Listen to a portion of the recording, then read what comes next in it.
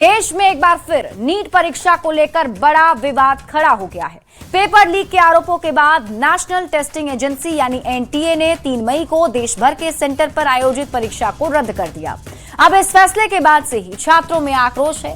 कई जगह छात्र सड़कों पर प्रदर्शन करते दिखे हैं। सबसे पहले आप ये रिपोर्ट देखिए, फिर पूरी कहानी आपको समझाएंगे।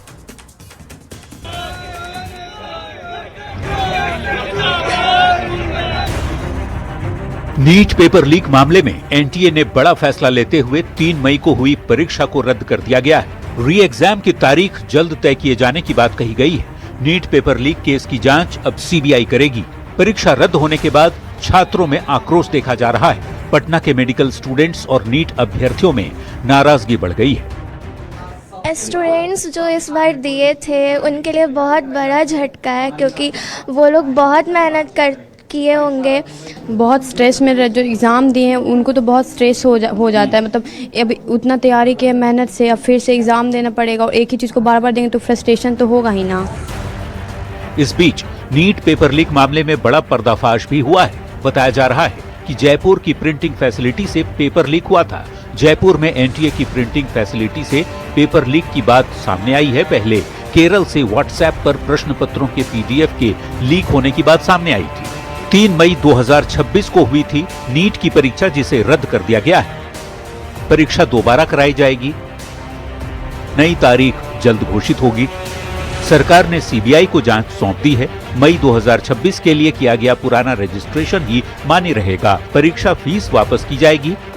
नई परीक्षा बिना किसी अतिरिक्त शुल्क के होगी। बार बार परीक्षाओं के रद्द होने से छात्र परेशान होते हैं, पर सॉल्वर गैंग पर सख्ती न किए जाने से इनके हौसले इस कदर बुलंद हैं कि देश की प्रतिष्ठित परीक्षाओं के पेपर तक आसानी से लीक करा दिए जाते हैं। सवाल है, बार बार परीक्षाएं क्यों कैंसिल होती हैं? बच्चों के भविष्य से आखिर खिलवाड़ क्यों?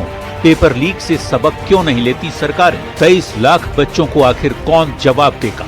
न्यूज़ 18 के लिए पटना से रजनीश कुमार के साथ ब्यूरो रिपोर्ट।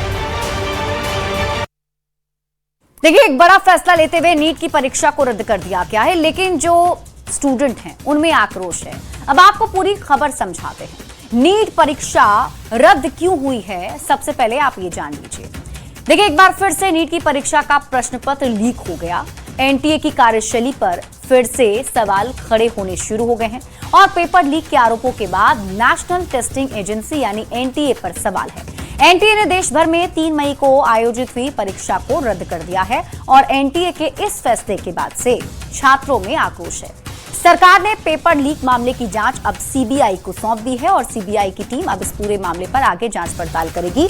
लेकिन नीट परीक्षा क्या सॉफ्ट टारगेट बना हुआ है? क्यों ये सॉफ्ट टारगेट है, इसे आप समझिए।